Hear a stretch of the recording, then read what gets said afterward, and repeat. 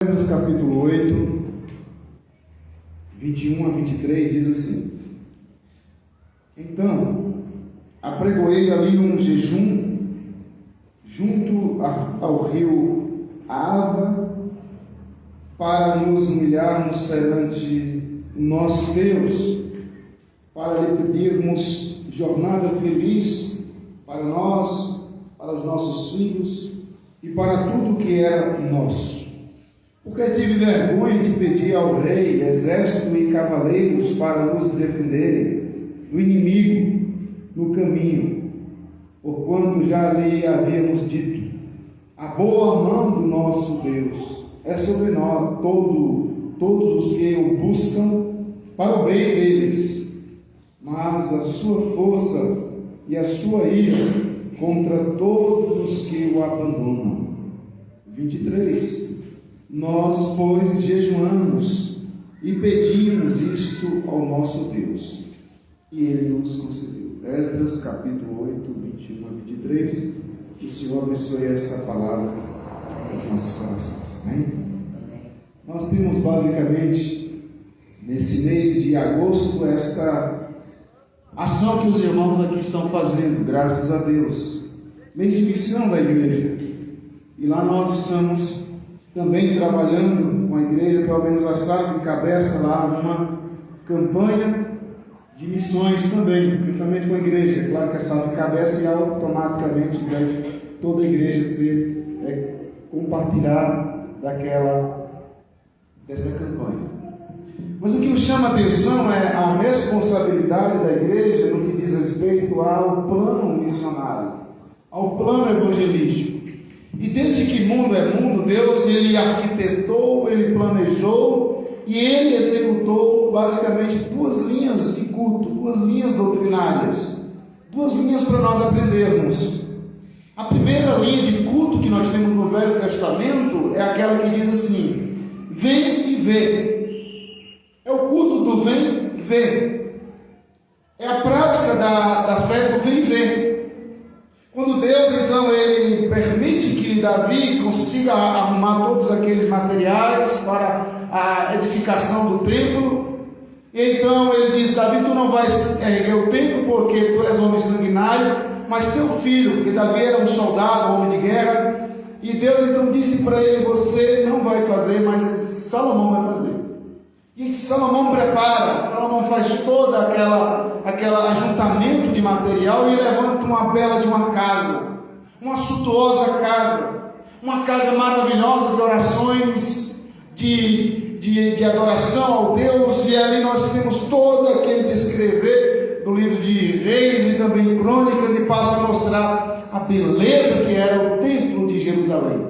Ele era todo revestido de ouro, as paredes, os assoalhos, era uma coisa fantástica, diríamos então, uma das 6, da 7ª ou da 8ª maravilha do mundo, se estivesse de pé, certamente algo fantástico.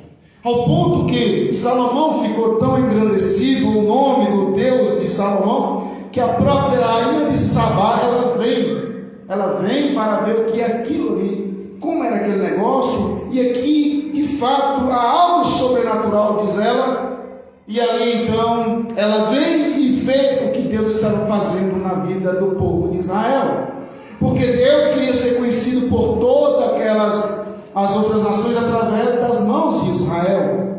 Israel era responsável para fazer o nome dele conhecido para as outras nações. Então isso que eu digo, é o chamado missionário do vem ver. Vem ver o que Deus está fazendo em Israel. Vem ver como Deus está agindo de forma sobrenatural na vida de Israel. E essa deveria ser então a grande, mais fantástica palavra missionária. Vem ver o que Deus está fazendo na vida deles. Mas então nós sabemos, chegamos no texto, mas Jesus Cristo, Ele vem então com a segunda do Novo Testamento, o próprio Deus, Ele diz: deixemos o vir ver. E agora nós vamos trabalhar o vai e fale. Vai e fale. Ide por todo mundo. Se nós tínhamos o vir e ver o que Deus está fazendo com Israel, agora Deus, Ele vai comissionar a igreja para ir e falar. Vai e fale. Fale de quê? Daquilo que você daquilo que nós todos experimentamos como igreja do Senhor Jesus Cristo, como houve uma transformação.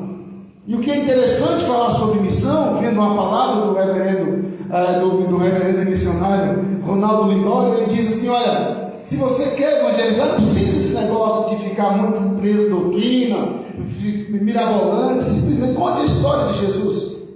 Conte a história de Jesus, como ele nasceu, como ele viveu, como ele morreu e como ele ressuscitou e como ele vai voltar novamente para estar arrebanhando o seu povo. Vai e fale de quem era Jesus. Vai e fale da grandeza de Jesus. Vai e fale do que ele fez por você, por mim, tem feito pela igreja de Cristo.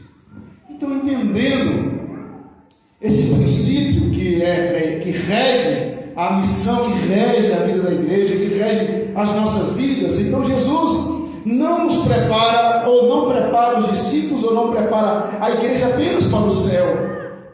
Não apenas para o céu. E muitas vezes nós ficamos focados, e devemos com certeza ficarmos focados no céu. O céu é um lindo lugar. Nós cantamos aqui: sou forasteiro aqui em terra estranha, estou celeste pátria, assim é para onde vou. Gosto demais desse hino, uma mensagem real. Fala da grandeza, da beleza, daquilo que o Cristo tem reservado para cada um de nós. Mas Cristo não apenas prepara os seus discípulos, não apenas prepara a sua igreja para o céu. Cristo prepara também para a vida, para o dia a dia, para o cotidiano, para as muitas ações, para as muitas dificuldades, para os muitos problemas, para as muitas doenças que surgirem na nossa caminhada, porque não adianta nós ficarmos apenas visando o céu, se de repente muitos nem lá chegarão, nem lá estarão, ficarão apenas no gostinho, dizendo assim: quero mais, né? Então nosso Senhor Jesus Cristo, Ele está preparando a sua igreja para o céu, mas também para a vida, para aquilo que nós chamamos de uma vida em santidade, de uma vida em responsabilidade, de uma vida em fidelidade para com a sua obra, para com o seu reino. Não podemos de fato apenas envolver-nos sobre essas questões de eternidade, mas também nós temos que pensar como humanidade, como uma igreja extremamente humana. Capítulo 28 do livro de Atos vai dizer que uma vez Paulo escreveu depois do naufrágio, daquele momento difícil ali, e ele vai dizer: uma vez em terra, os bárbaros nos trataram com singular humanidade. Então nós estamos de fato olhando para essas questões de eternidade, da eternidade, mas nós não podemos quebrar o princípio maior que também que é a humanidade, que a igreja precisa ter, que a igreja precisa ser, que nós precisamos estender as mãos uns para os outros, para estarmos fortalecendo as nossas tendas, mas sobretudo os nossos vínculos, a nossa fé de um com o outro, e assim estabelecemos a nossa fé para com o nosso Deus. Então, meus irmãos, o Senhor Jesus Cristo, Ele não apenas nos ensinou a morrer, e essa é a conclusão que eu chego. O Senhor Jesus Cristo, Ele não apenas ensina a sua igreja a morrer, mas deu à igreja um sentido para viver. E essas duas coisas vivem juntos.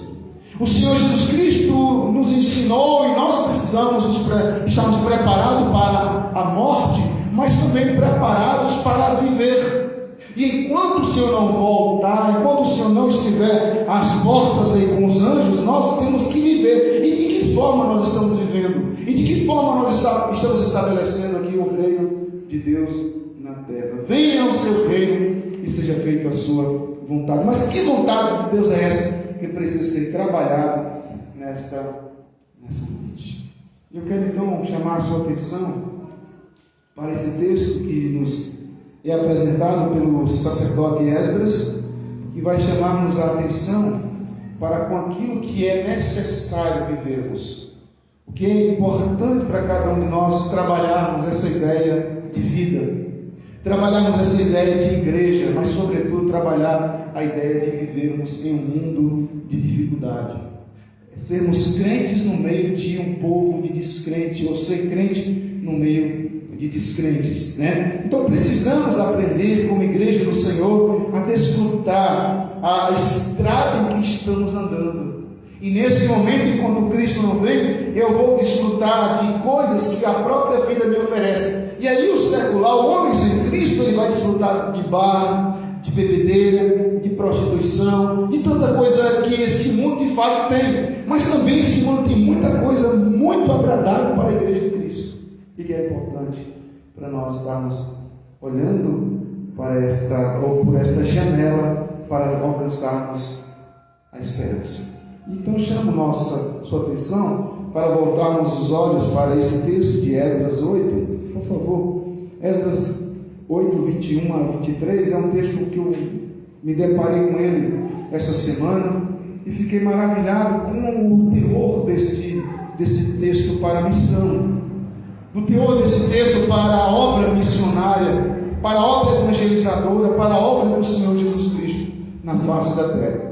Então, capítulo 8, 21 diz: então apregoei ali um jejum junto ao rio Ava para nos humilharmos perante o nosso Deus, para lhe pedirmos jornada feliz para nós, para os filhos e para também os nossos, tudo que era nosso, tudo que estava ao nosso alcance, à nossa disposição. Então, olhando, nós bem sabemos que o culto da adoração do vem e vê, esse vem e vê gerou todo um assoberbamento, gerou toda uma situação, como os irmãos sabem, que houve a destruição do templo de Jerusalém. E Jerusalém, o templo tombou juntamente com a cidade, e eles ficaram 70 anos presos na Babilônia, 70 anos aprisionados ali naquela região distante, muito distante da sua terra natal. Então agora eles se deparam com essa porta que se abre e fala assim: olha, nós temos que voltar. Começa com Neemias e Esdras juntos, eles são agora os portadores do reerguimento, da reestruturação daquela nação, daquela adoração, ou pelo menos do templo que seria reerguido através de Neemias, os muros, e Esdras,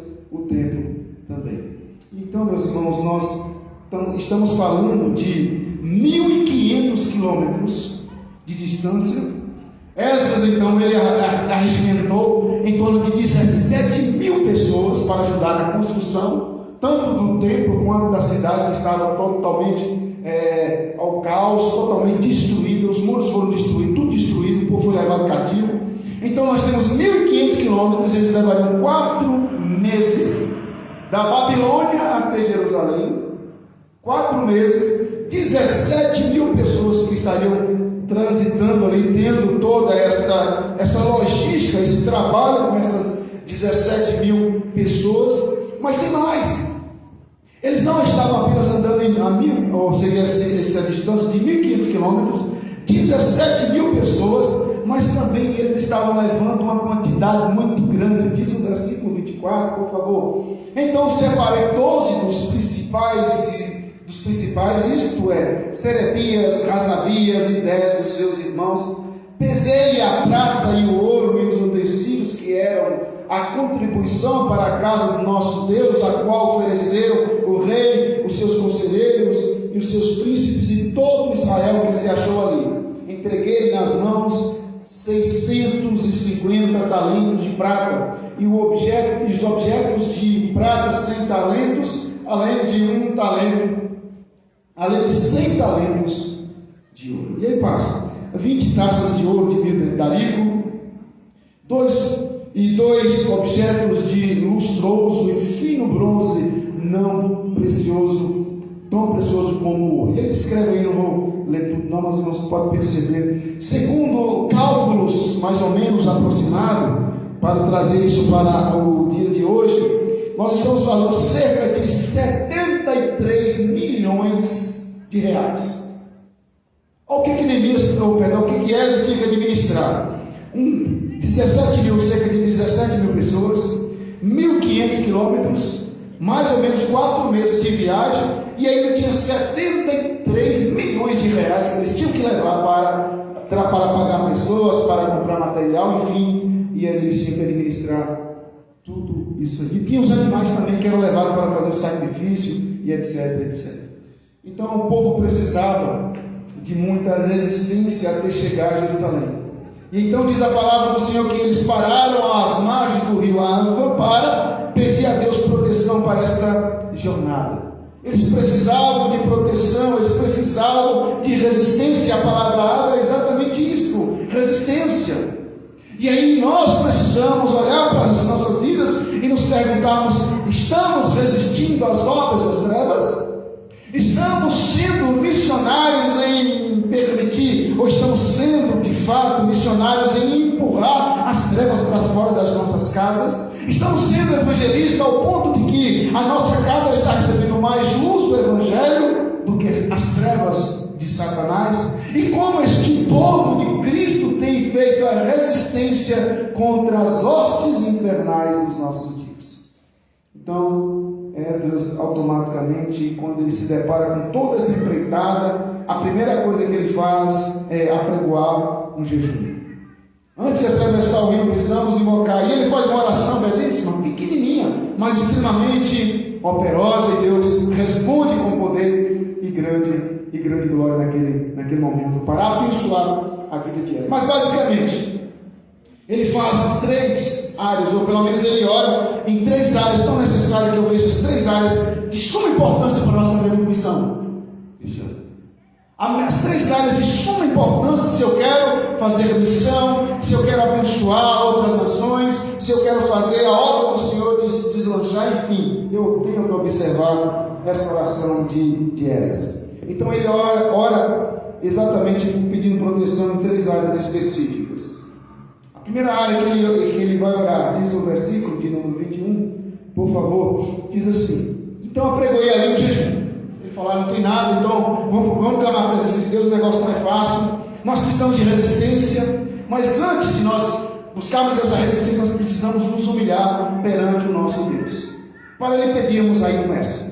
Pedimos jornada feliz. Cada um de nós aqui, você tem a sua jornada, ela tem, você tem, nós temos a nossa jornada. Jornada, todo mundo tem a sua. E não tem como você fugir da sua jornada, da sua, como diz as pessoas, da sua sina, né? Alguns têm uma sina difícil, mas enfim, a sua jornada está preparada, você tem que trilhar. E dentro dessa jornada, Esdras então diz assim: na nossa jornada, nós precisamos pedir uma caminhada feliz. Uma caminhada feliz para quem? Para nós. Para os nossos filhos e também para tudo o que era nosso. 3 áreas específicas, rapidamente, eu convido você para olhar comigo. Quando ele diz assim: pois no caminho para Jerusalém, de repente poderia acontecer muitas coisas. Poderia, inimigos, 73 milhões de ouro, animais, gente, enfim, e ali se daria toda a circunstância difícil. E a primeira coisa que ele diz é assim, a primeira área que ele ora dizendo assim, que façamos uma jornada feliz para nós. Para nós. Ou seja, o que Esdras está querendo dizer para nós? De uma forma que ele está dizendo, eles poderiam se desentender e acontecer brigas internas, rachaduras, rupturas, no meio deles, 17 mil pessoas. Imagina se nós que somos em torno de 17 mil, nós vamos começar a degladiar, brigar entre nós, a nação toda, os outros inimigos vão cair de pau em cima da gente, nós não vamos resistir. Então ele diz, para si mesmo, de forma pessoal, ele está dizendo que cada um de nós, que cada homem e mulher, que cada pessoa que aqui se encontra, olhe para dentro de si e diga, eu vou fazer missão a partir do momento, a partir do ponto que nós estejamos vivendo sem desentendimento. Se nós estivermos vivendo sem brigas internas, automaticamente estamos fazendo missão, porque nós estaremos dando o quê? O vai lá e fale. Fale de como viver, fale de como ser, fale de como estar sendo sal no mundo de tanta falta de sabor. Então, a primeira coisa que Esdras fala, ora pedindo para si mesmo de forma pessoal, ele ora dizendo que o Senhor nos permita fazermos jornada feliz para nós. Ele olha para o casal, ele olha para o casamento. O casamento ele precisa estar bem ajustadinho para que a evangelização aconteça. E aí nós temos toda essa maravilhosa bênção do Senhor. Então, que não haja brigas internas, que a igreja de Cristo ela esteja, apesar das nossas dificuldades, enfim, é sabido que o nosso inimigo é Satanás. O nosso grande adversário é Satanás.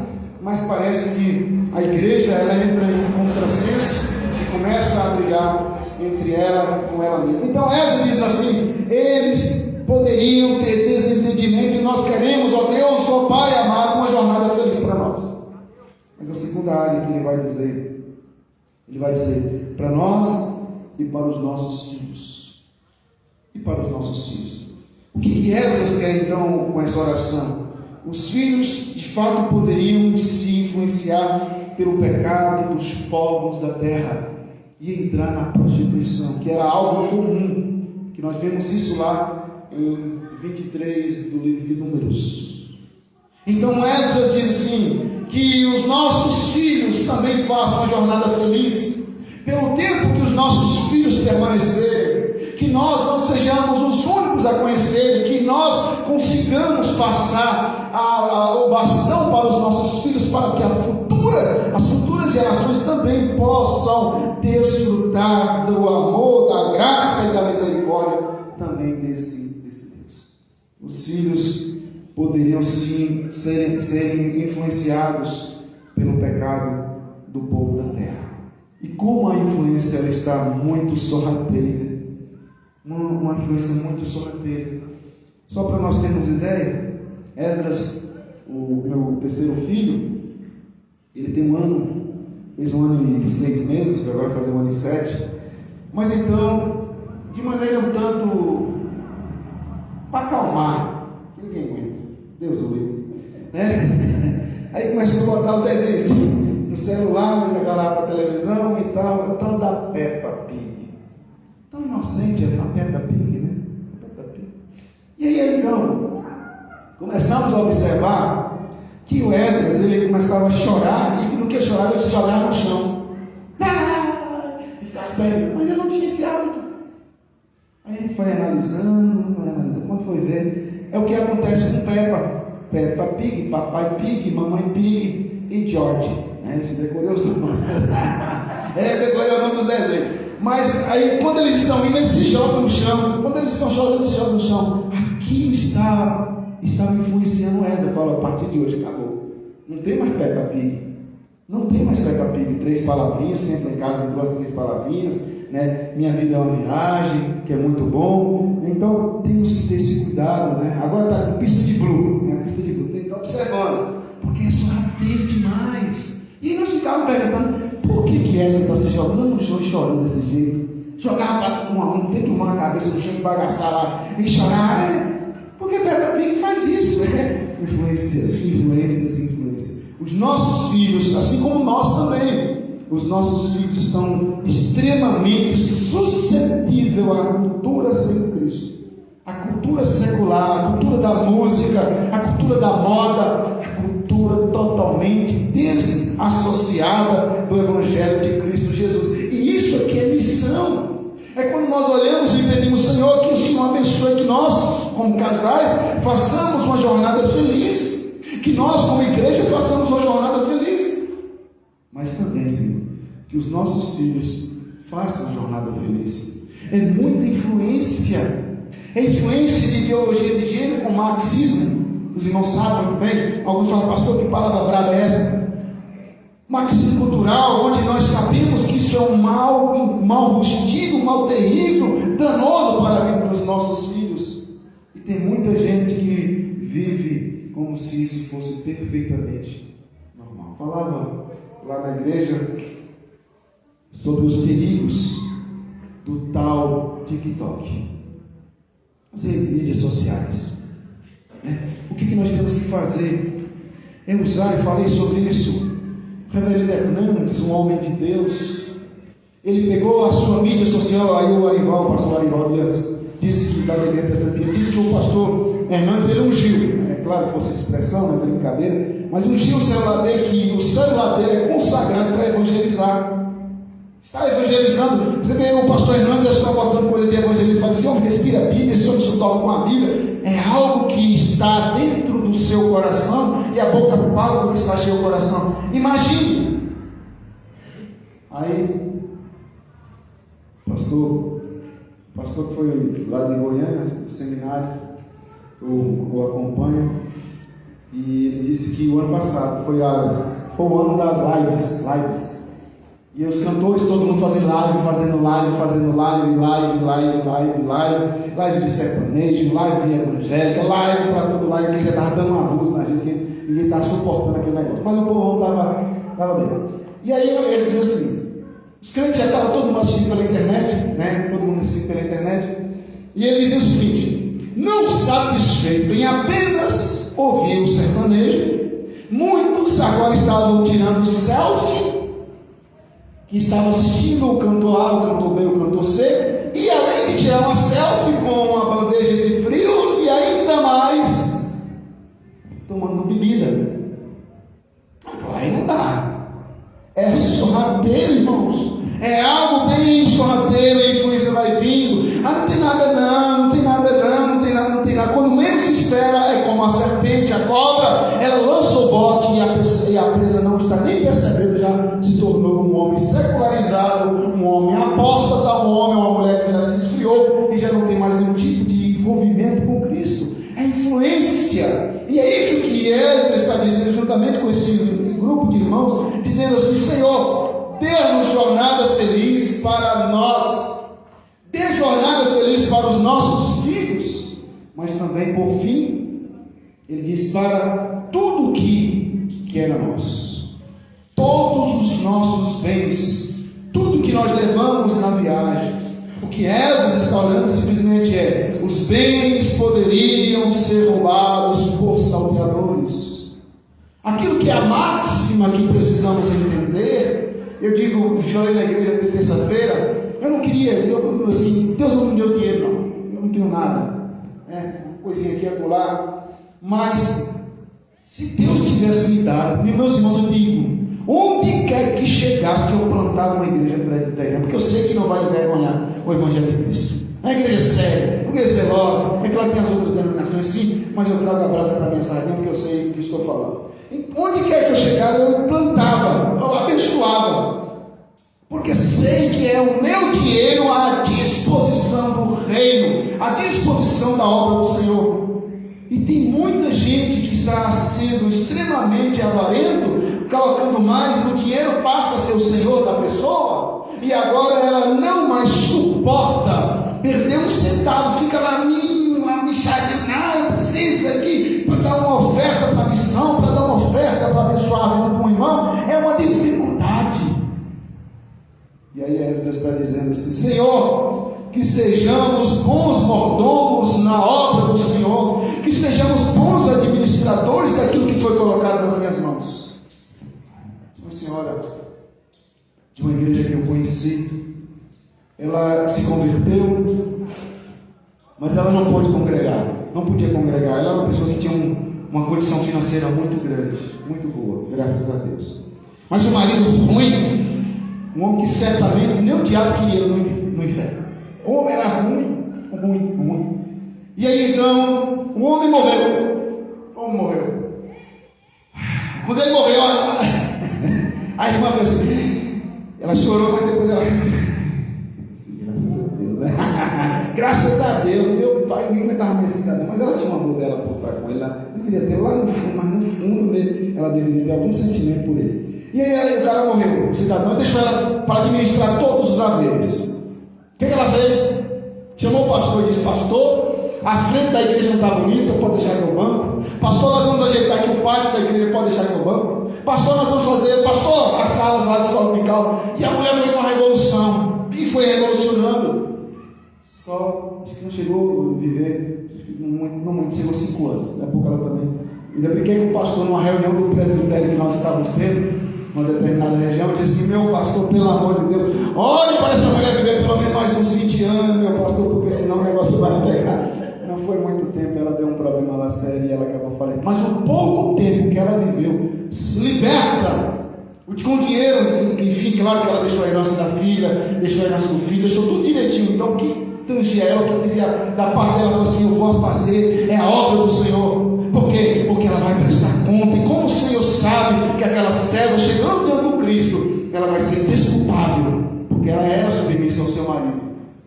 E no tempo que ela se libertou, ela disse, como Esdras disse: para tudo o que era nosso, dá-nos uma jornada feliz, Senhor. Que nós saibamos administrar, que nós saibamos colocar à disposição do nosso Deus aquilo que está sobre os nossos cuidados. Os irmãos bem sabem como nós estamos vendo o seu Antônio, que é o dono da Forte Leve, que está fazendo um trabalho belíssimo, juntamente com alguns irmãos lá na região mais oeste, final da Chapada, região oeste da Bahia.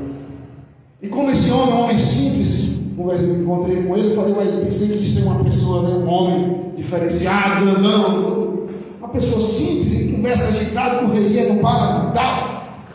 70 e poucos anos, mas está investindo pesadamente em missão. E diz assim para os pastores: pastor, eu quero uma igreja em tal lugar, eu quero uma igreja em tal lugar, eu quero uma igreja em tal lugar. Vamos. Eu lembrei da irmã, né, que viveu pouco tempo, mas o pouco tempo que ela viveu, ela jogou todo o seu coração na obra do Senhor Jesus Cristo. E como nós precisamos aprender, como esse texto de Esdras que diz, para lhe pedirmos jornada feliz para nós, para nossos filhos e para tudo que era nosso. E o verso 23 eu concluo: nós, pois, jejuamos e pedimos isto ao nosso Deus, e Ele nos atendeu. É eu colocar a minha vida à disposição do Rei, como diz o profeta Isaías, capítulo 6, eis-me aqui, Senhor, eis-me aqui. É nós olharmos para a nossa casa e dizer: eu e minha casa, como Josué, servimos ao Senhor.